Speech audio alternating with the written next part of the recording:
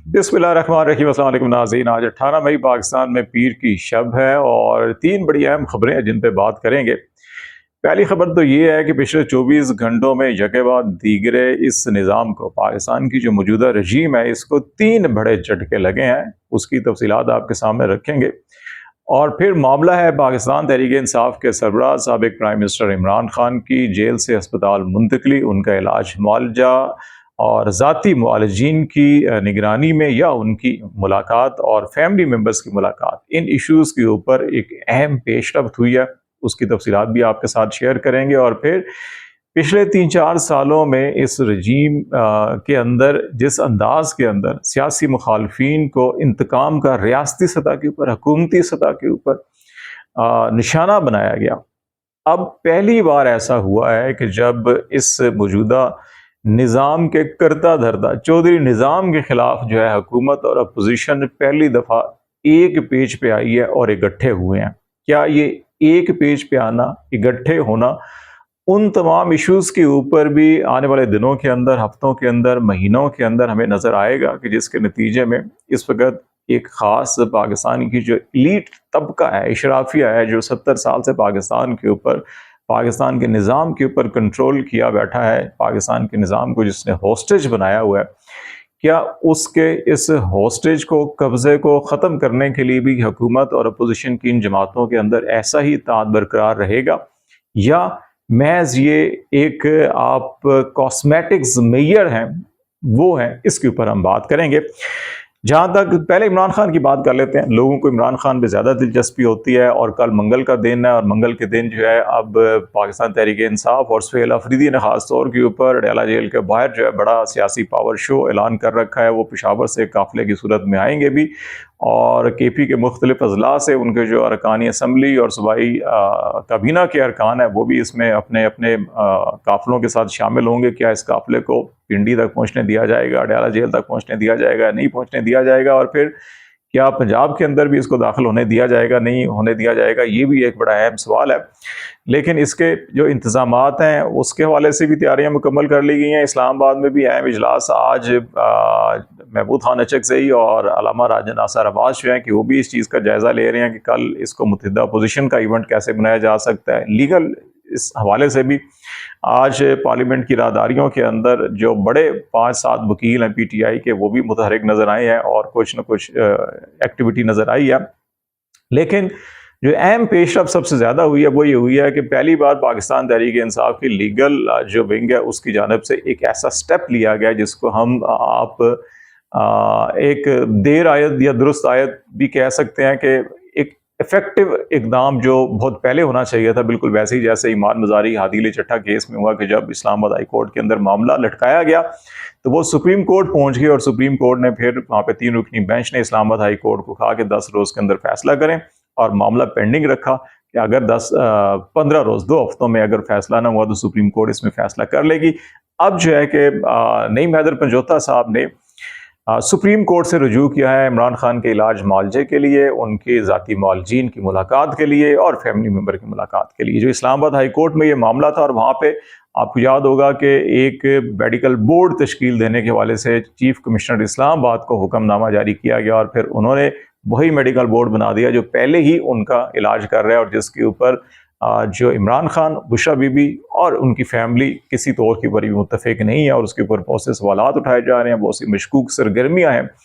और जिसके हवाले से जो सलमान सफदर जो फ्रेंड ऑफ कोर्ट थे वो भी जब अडयाला जेल में गए और जो उन्होंने रिपोर्ट पेश की उसके बिल्कुल बरअक्स थी। इसके बावजूद इस्लामाबाद हाई कोर्ट ने सुप्रीम कोर्ट के जो फ्रेंड ऑफ कोर्ट थे उसकी रिपोर्ट को भी नज़रअंदाज किया और फिर उन्हीं जो डॉक्टर्स हैं उन्हीं के रहमो करम के ऊपर इमरान खान को छोड़ दिया गया। इस फैसले को सुप्रीम कोर्ट में अब इंतजार पंजोथा, नईम हैदर पंजोथा ने चैलेंज किया है और उन्होंने एक स्पेशल पावर ऑफ अटॉर्नी की बुनियाद के ऊपर किया। उन्होंने कहा कि जनाब क्योंकि अडयाला जेल की इंतजामिया जो है कि वो वकालतनामों के ऊपर दस्तखत नहीं करवा रही और इस सिलसिले में खालिद यूसुफ चौधरी भी मुसलसल कोशिशें करते रहे, वो case already Islamabad high court में पेंडिंग पड़ा हुआ है और मुद्दत ख़त्म होती जा रही है। तो उस तनाजुर में अब उन्होंने भी इस एग्जाम्पल को देखते हुए कि ईमान वज़ारी और हादील चट्टा का जो केस था, बड़ी तनकीद भी हुई लीगल टीम के ऊपर कि ये इमरान खान की केसेस में इन्होंने क्यों नहीं इनिशिएटिव लिया, तो अब उन्होंने इनिशिएटिव लिया है। اب آپ کو یہاں پہ دو ٹیسٹ جو ہیں وہ سامنے نظر آئیں گے، ایک تو اس پورے کے پورے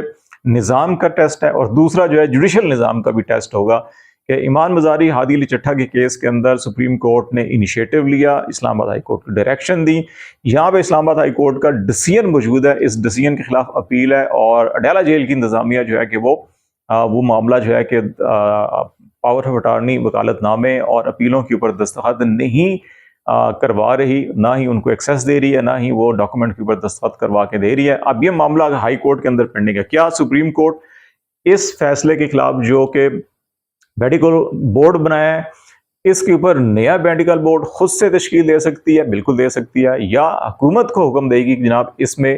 دیگر جو معالجین ہیں یا عمران خان کے جو ذاتی معالجین ہیں ان کو بھی شامل کیا جائے اور پھر جو ہے کہ یہ بورڈ تشکیل دیا جائے؟ ایک تو یہ بات ہوگی۔ دوسرا یہ کہ کیا یہ جو معاملہ زیر پینڈنگ ہائی کورٹ کے اندر ہے کہ وہاں پہ وکالت ناموں کے اوپر دستخط نہیں کروائے جا رہے،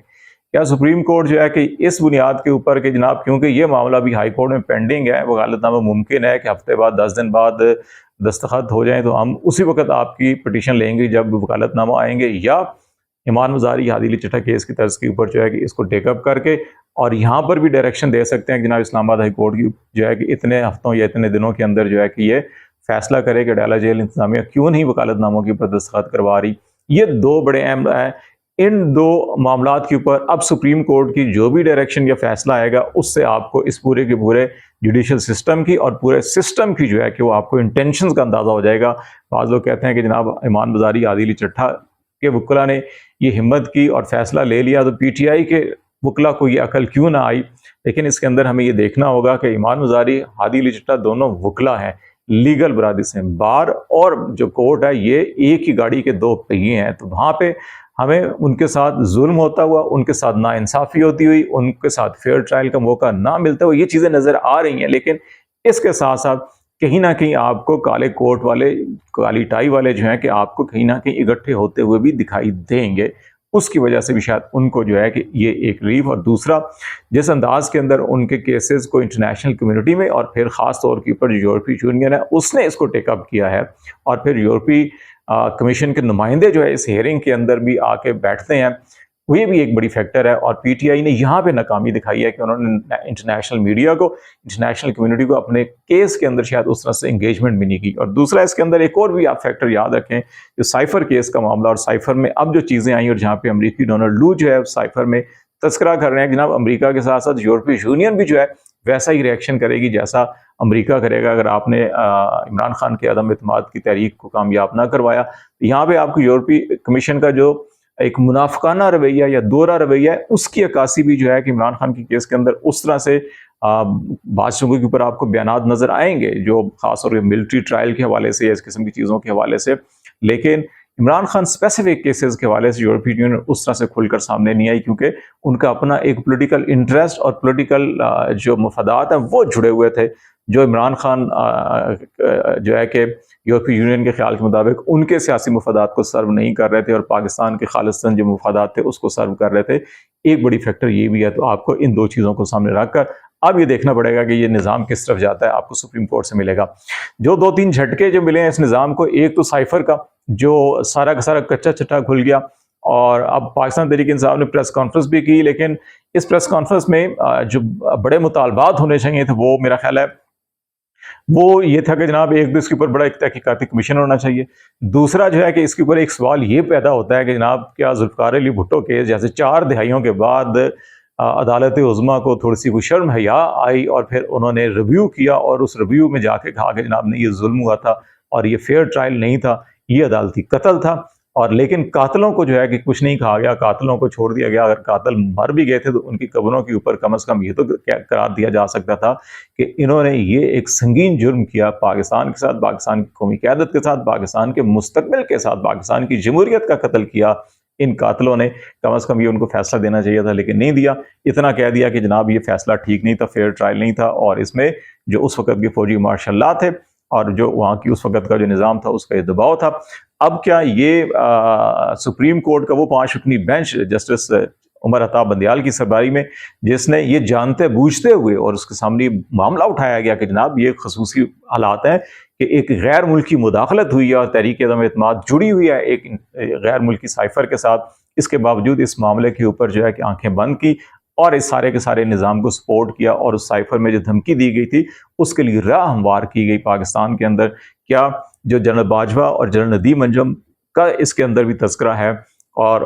عمران خان میر جعفر اور میر صادق کا تذکرہ کرتے تھے، کیا ان کے ساتھ ساتھ جو ہے کہ اب یہ پورا کا پورا نظام اور اس نظام کے اندر وہ جو قومی مجرم ہے، کیا ان کے بارے میں بھی یہ اب 4 دہائیوں کے بعد جو ہے کہ سپریم کورٹ سوچے گی، یا اس سے پہلے سوچے گی کہ جناب اب ہمیں اپنے ان فیصلوں کے اوپر نظر ثانی کرنی چاہیے یا نہ کرنی چاہیے کہ جو آئین پاکستان میں لکھا ہے کہ تمام فنکشنریز، جو تمام افراد کی، تمام قومی اداروں کی، ریاستی اداروں کی، حکومتی عہدیداروں کی جو بنیادی ذمہ داری اور ریاست سے وفاداری ہے،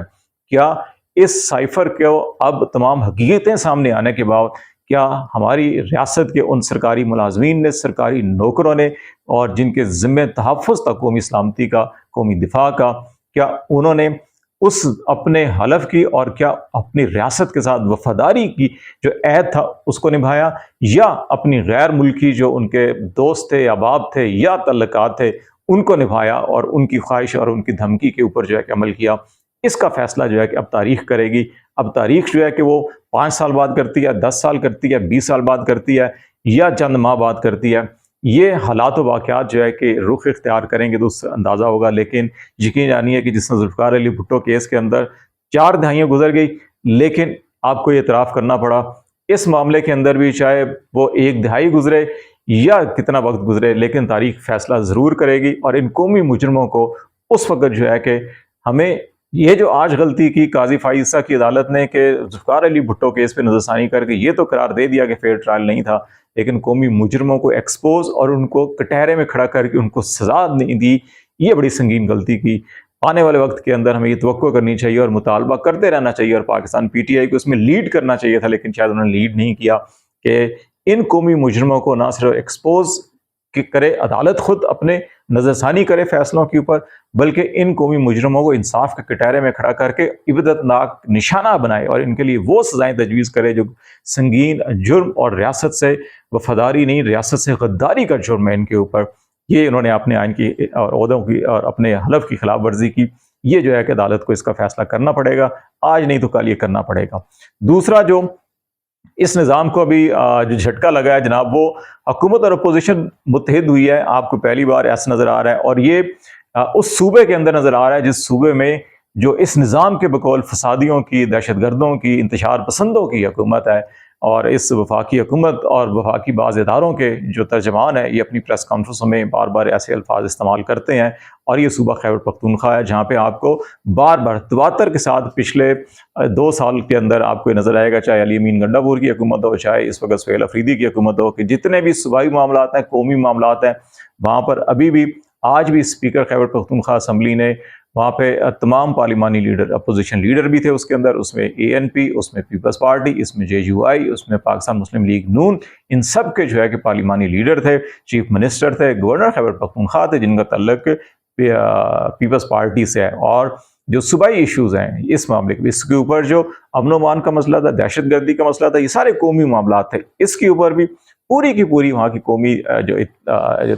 قیادت ہے بلا تفریق، رنگ و نسل، سیاسی، مذہبی، مسلکی اختلافات سے ہٹ کر وہاں پہ آپ کو ایک اتحاد اور یکجہتی نظر آئی، اور ابھی بھی آپ کو اس معاملے کے اوپر بھی مسئلہ کیا ہے، خیبر پختونخوا کے اندر گندم کی جو امپورٹ ہے پنجاب کے اندر سے وہ بند ہوئی ہے۔ دوسرا سی این جی کے لیے گیس جو ہے کہ وہ بند کی ہوئی ہے وفاق نے، اور وہاں پہ جو خیبر پختونخوا سے گیس جتنی نکلتی ہے اس کی جو ہے کہ 1/3 ضرورت کے پی کی ہے، باقی سب کی سب وہ وفاق کو دے دیتے ہیں، لیکن وہ جو 1/3 ان کا حق ہے اس پہ بھی جو حق مارا جا رہا ہے اور کہا جا رہا ہے کہ سی این جی کے لیے آپ کو نہیں دیں گے،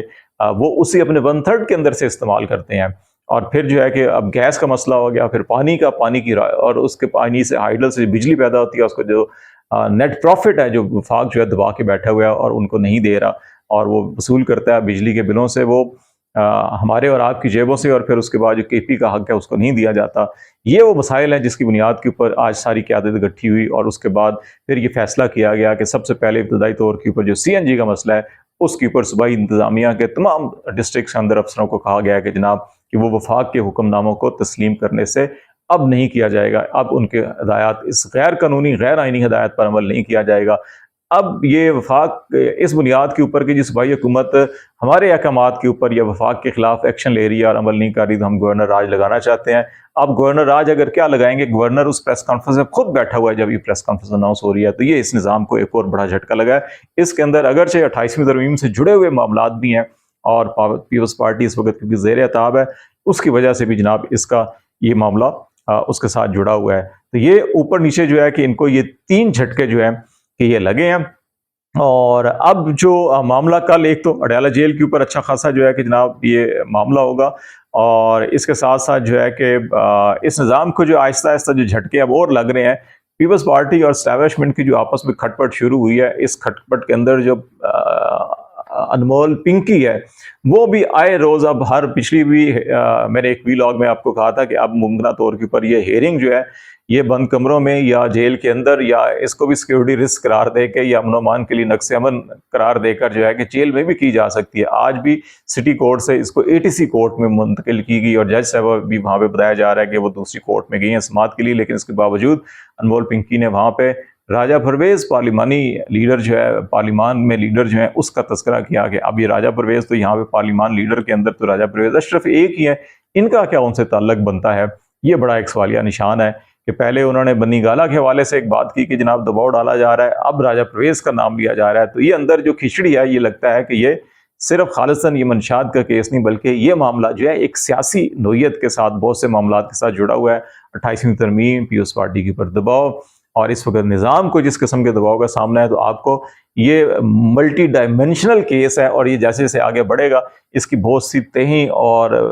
جو پرتیں ہیں وہ کھلتی جائیں گی۔ تو اس لیے جہاں پہ ایک دوسرے کو بلیک میل کیا جا رہا، وہیں پہ یہ بھی خطرات ہیں کہ جناب یہ ایک کوئی ایسا جو ہے کہ ان گائیڈڈ میزائل ٹائپ کا کوئی فائر ہی نہ کر دے پنکی انمول۔ تو اس لیے اب لگتا یہ ہے کہ اس کو مزید اور کنٹرول کیا جائے گا ان سماعتوں کو، اور کوشش کی جائے گی میڈیا کو اس ہیئرنگ سے یا کیس سے دور رکھا جائے۔ تو لیٹس سی، دیکھتے ہیں کیا کیا ڈیولپمنٹ ہوتی ہے، آپ کو بتاتے رہیں گے۔ فی الحال اتنا ہی، خالد شبیل کو اجازت دیجیے، اللہ حافظ۔